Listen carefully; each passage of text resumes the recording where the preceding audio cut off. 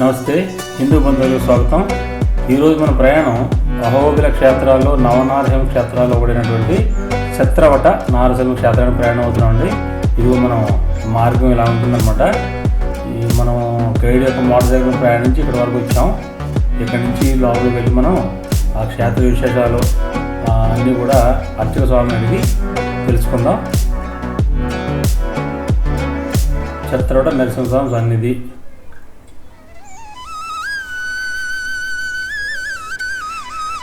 ఆలయ ముఖద్వారం ఇలా ఉందండి.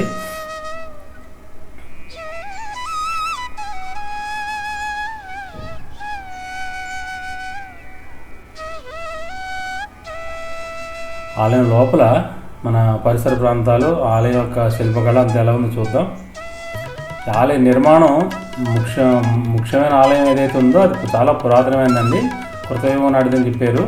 కానీ బయట ఉన్న కాంపౌండ్ వాల్స్ అవి మాత్రం జస్ట్ కొత్తగా కట్టడం జరిగిందనమాట. ఆలయ గోపురం చాలా సుందరంగా ఉందండి. ఇది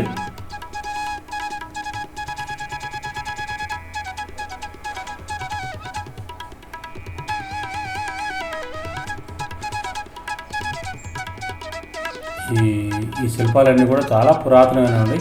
కృతయుగం నాటి ఆలయం అంటే సుమారుగా అప్పుడు చెక్కినటువంటి శిల్పాలు ఇవన్నీ కూడా. ఆహా ఊహు అనే గంధర్వుల గానానికి మైమర్చి స్వామి ఇక్కడ వాళ్ళకి ప్రత్యక్షమయ్యాడు కాబట్టి ఈ క్షేత్రానికి ఛత్రవట నరసింహస్వామి అని పేరు వచ్చిందండి. ఇది స్థల పురాణం. ఈ పక్కన గంధర్వుల పేర్లండి.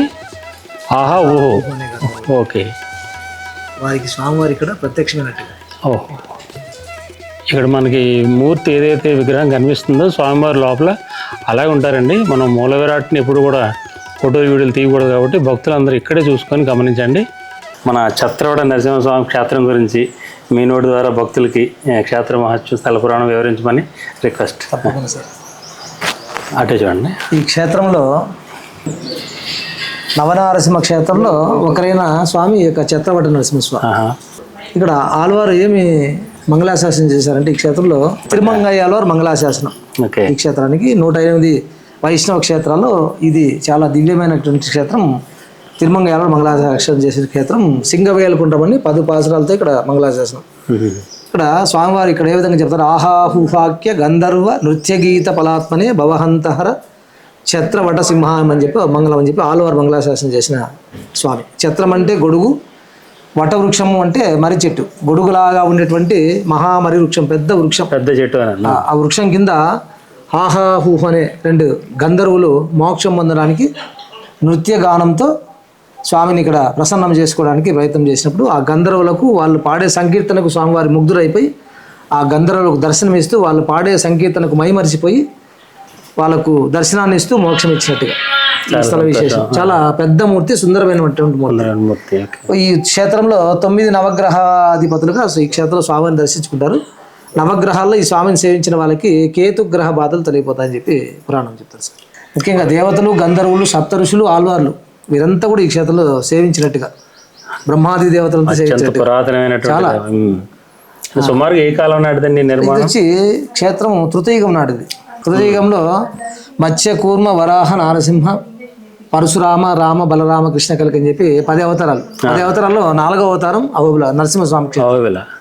భక్త సంరక్షణార్థం కోసం మహావిష్ణువు నరసింహ అవతారం చేసి భక్తుడైన ప్రహ్లాదను రక్షించినట్టుగా ఈ క్షేత్ర పురాణం. ఈ టెంపుల్స్ అన్ని ఇంత దట్టమైన అడవిలో వెళ్ళడానికి కారణం ఏమిటంటారు? మీకు తెలిసిందేమన్నా? అంటే చెప్తారు సార్, అటవ్యాం నరసింహస్య అని చెప్పి ఈ యొక్క అడవిలో స్వామిని, నరసింహస్వామిని ఎక్కువ కూడా కష్టపడి చూడాలి.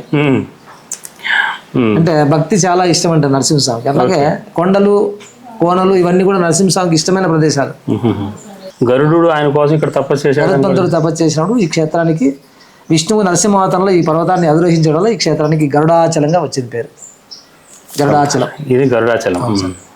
తిరుమల శేషాచలంగా, అహోబిల క్షేత్రం గరుడాచలంగా, శ్రీశైల క్షేత్రం వృషభాచలంగా పిలుస్తారు. అంటే తల భాగం, నడుము భాగం, తోక భాగంగా. సంతోషం అండి. నవనారసింహ జన్మభావం చెప్తారు. 9 నరసింహస్వామి దర్శించుకున్న వాళ్ళకి ఎంత కూడా శుభం కలుగుతుందని చెప్పి, సంకల్ప సిద్ధి, అన్ని కోరికలు స్వామి తప్పకుండా తీరుస్తారని చెప్పి, ముఖ్యంగా నవగ్రహ బాధలు కూడా తొలగిపోతాయని చెప్పేసి ఒక విశేషమైనటువంటి పురాణంలో చెప్తుంది. ఇక్కడ బ్రహ్మాండ పురాణంలో చాలా క్షుణ్ణంగా చెప్పారు. అహోబిలం మహాబలం అని చెప్పి నిజంగా భక్తులకు స్వామివారి బలాన్ని ఇస్తూ అనుగ్రహాన్ని ఇస్తూ కటాక్షిస్తారని చెప్పి ఒక నమ్మకం ఈ క్షేత్రం. సో మన అర్చక స్వామి నోటి వెంట చక్కటి మహత్యమైన వాక్యాలు విన్నారు. ఇది విన్న భక్తులందరూ కూడా ఈ విశేషమైన క్షేత్రానికి వచ్చి స్వామివారి అనుగ్రహం ఆ కేతుబాధలను తొలగించుకొని భాగ్యం పొందాల్సిందిగా స్వామివారి ద్వారా నేను మీకు మనవి చేస్తున్నాను. ఓం నమ శివాయ, నమో నారాయణాయ. సర్వే జనా సుఖినో భవంతు. ఆలయం బయట నుంచి చూస్తే ఈ విధంగా మనకి చక్కటి గార్డెనింగ్ అవి చేసి ఉందండి. కానీ ఈ క్షేత్రాలన్నీ కూడా నరసింహ క్షేత్రాలన్నీ అడవిలో ఉంటాయి కాబట్టి ఇదంతా చుట్టూ అడవే ఉందండి. ఇప్పుడు కాస్త అక్కడక్కడ ఇల్లు వచ్చి ఏం తప్పిస్తే మీరు గమనించండి, ఇదంతా కూడా అడవే. ఓం నమో నరసింహాయ. నెక్స్ట్ మన టెంపుల్ యోగానంద నరసింహస్వామి ఆలయానికి వెళ్దామండి. యోగానంద నరసింహ ఆలయం తర్వాత ఛత్రవట నరసింహ ఆలయం రెండూ కూడా దిగువ అహోబిలానికి సుమారుగా 2 కిలోమీటర్ల దూరంలో దిగువగా ఉన్నాయండి. ఇక్కడ మనం అంతా కూడా ప్రయాణం చేసి మొదట ఛత్రవట, ఇప్పుడు యోగానంద నరసింహస్వామి ఆలయానికి వచ్చాం. ఇక్కడ కూడా మనం లోపలికి వెళ్ళి క్షేత్ర విశేషాలు అవన్నీ కూడా అర్చక స్వామిని అడిగి తెలుసుకుందామండి. కానీ ఆలయం మాత్రం చాలా అద్భుతంగా చాలా సుందరంగా తీర్చిదిద్దబడింది. దయచేసి మన యోగానంద నరసింహస్వామి వారి ఆలయ ప్రశస్తుల గురించి అవతారం గురించి కాస్త మీ నోటి ద్వారా మా భక్తులకి అందించండి. ప్రతి చోట కూడా యోగా నరసింహస్వామి అంటారు. ఇక్కడ మాత్రమే యోగా ఆనంద నరసింహస్వామి అని పిలుస్తారు స్వామిని. స్వామికి ఇక్కడ విశేషం ఏమంటే చతురానన చేతోబ్జ చిత్రభానుస్వరూపిణే వేదాద్రిగహ్వరస్థాయ యోగానందాయ మంగళం అని చెప్పనేసి స్వామికి ఇక్కడ బ్రహ్మదేవుడి మంగళాశాసనం ఉంది. నరసింహావతారం లోపల బ్రహ్మదేవుడు భూ ప్రపంచాన్నంతటిని కూడా ప్రదక్షిణ చేస్తూ ఉంటారు. అటువంటి బ్రహ్మదేవుడు తన యొక్క చంచలత్వాన్ని పోగొట్టి స్థిరచిత్వాన్ని అనుగ్రహించమని నరసింహస్వామిని ప్రార్థించగా నరసింహస్వామి ఈ స్థలం లోపల మరి బ్రహ్మదేవుడికి యోగశాస్త్రాల ద్వారా తన యొక్క ఏకాగ్రతను తనకు అనుగ్రహించినట్లుగా ఇక్కడ విశేషం ఉంది. మరి అదే ప్రకారంగా యోగానంద నరసింహస్వామి వారు అనంటే ప్రహ్లాదుడికి రాజనీతి, యుద్ధనీతి, యోగశాస్త్రాలు నేర్పించినట్లుగా ఒక చరిత్ర ఉంది. ఇప్పటివరకు ఎవరికి తెలియదండి విషయం. అది నవనారసింహస్వాములుగా స్వయం వ్యక్తంగా వెలిసినటువంటి యొక్క అహోబిల క్షేత్రంలో స్వామివారు 7వ నరసింహస్వామిగా ప్రసిద్ధిగాంచారు. జ్వాల అహోబిల మాలోల క్రోడ కారింజ భార్గవా యోగానంద ఛత్రవట పావనో నవమూర్తయ అని చెప్పి మొత్తం 9 మంది ఉన్నారు. 9 మందిలో స్వామి 7వ నరసింహస్వామిగా, మరి యోగానంద నరసింహస్వామి అనేది స్వామికి పేరు. ఆనందం అనేటువంటిది ఎక్కడి నుంచి వచ్చింది అంటే బ్రహ్మదేవుడికి తన స్థిరచిత్తాన్ని అనుగ్రహిస్తే ప్రహ్లాదుడికి రాజ్యపట్టాభిషేకం చేస్తే ఇక మీద తన భక్తులను హింసించడానికి ఎవరు కూడా ముందుకు సాహసించరు అనేటువంటిది ఒక ఆనందం. ఆ ఆనందం లోపలే స్వామి బ్రహ్మదేవుడికి యోగ శాస్త్రాలు, ప్రహ్లాదుడికి రాజనీతి, యుద్ధనీతి శాస్త్రాలు మరి ఇక్కడ నేర్పించినట్లుగా చరిత్ర. ఇక్కడ స్వామివారికి ప్రత్యేకమైన కైంకర్యాలు, ప్రత్యేకమైన పూజలు అలాంటివి ఎప్పుడు జరుగుతాయండి? స్వామివారికి ఇక్కడ ప్రత్యేకం అంటూ ఒక స్వాతి నక్షత్రం రోజు మాత్రమే అభిషేకాలు జరుగుతాయి. మిగిలిన రోజంతా యథావిధిగా జరుగుతుంది. ప్రతి పాల్గొన మాసంలో వచ్చేటువంటి పంచమి నుంచి, శుక్ల పంచమి నుంచి కృష్ణ పాడ్యమి వరకు ఎగువ దిగువ అహోబిలాల లోపల బ్రహ్మోత్సవాలు కార్యక్రమాలు జరుగుతాయి. విజయదశమి మొదలుకొని 4 రోజులు పైన, 5 రోజులు కొండ కింద పవిత్రోత్సవాలు అనేటువంటివి ఇక్కడ జరుగుతాయి. ఇప్పుడు ఇక్కడ చాలా ఆలయాల్లో ఇప్పుడు దీక్షలను ఇస్తున్నారు కదండి, శివ దీక్ష, అయ్యప్ప దీక్ష. అలాగే మన నరసింహస్వామి దీక్షలు అంటే ఏమైనా ఉన్నాయా, ఇక్కడ జరుగుతున్నాయా? ఉన్నాయండి. నరసింహస్వామి వారి దీక్ష భోగి కళ్యాణం చేసుకొని స్వామివారు సంక్రాంతి రోజు ఎగువ అహోబిలం నుంచి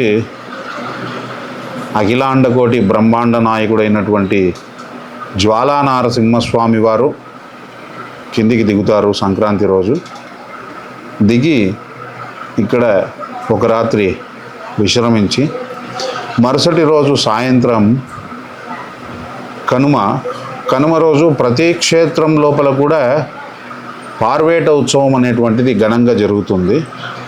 కానీ ఈ యొక్క క్షేత్ర ప్రాశస్త్యం ఏమి అంటే 42 రోజులు 32 గ్రామాలు స్వామి సంచరించి తిరిగి వచ్చి వైవాహిక జీవితాన్ని ప్రారంభిస్తారని చెప్పి ఇక్కడ విశేషం.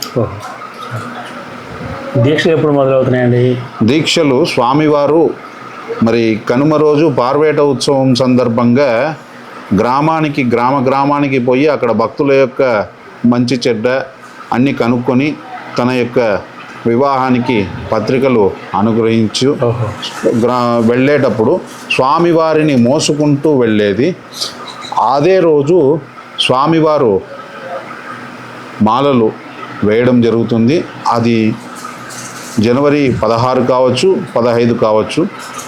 ఆ రోజు మాలలు వేసిన తర్వాత ఫిబ్రవరి 25 కానీ 24 కానీ 41 రోజు అవుతుంది మండల దీక్ష. ఆ రోజు విరమణ జరుగుతుంది.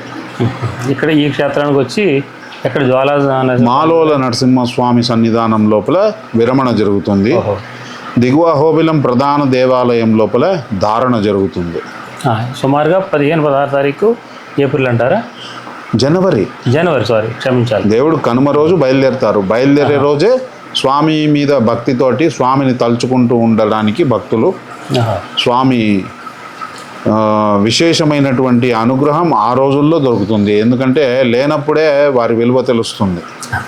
ఎదురుగా ఉన్నప్పుడు వారెవరు ఏమి అనేది తెలియదు. కాబట్టి వారి గురించి తెలుసుకోవడానికి వారు గ్రామానికి వెళ్తున్నప్పుడు భక్తితోటి ఉండేవాళ్ళు ఆయనను నామస్మరణ జపము చేసుకుంటూ మాల వేసుకుంటారు. అప్పుడు సో నరసింహస్వామి దీక్ష తీసుకోనుకున్న వాళ్ళు జనవరి 15-16 తారీఖుల్లో కనుమ రోజు జరుగుతుందని స్వామివారు సెలవిస్తున్నారు. ఇది భక్తులు గమనించి దీక్ష తీసుకున్న వాళ్ళు ఆ సమయాల్లో రావాల్సిందిగా తెలియజేస్తున్నాను అన్నమాట. స్వామి గురించి ఇంత చక్కగా విషయాన్ని తెలియజేసినందుకు మీకు ధన్యవాదాలండి.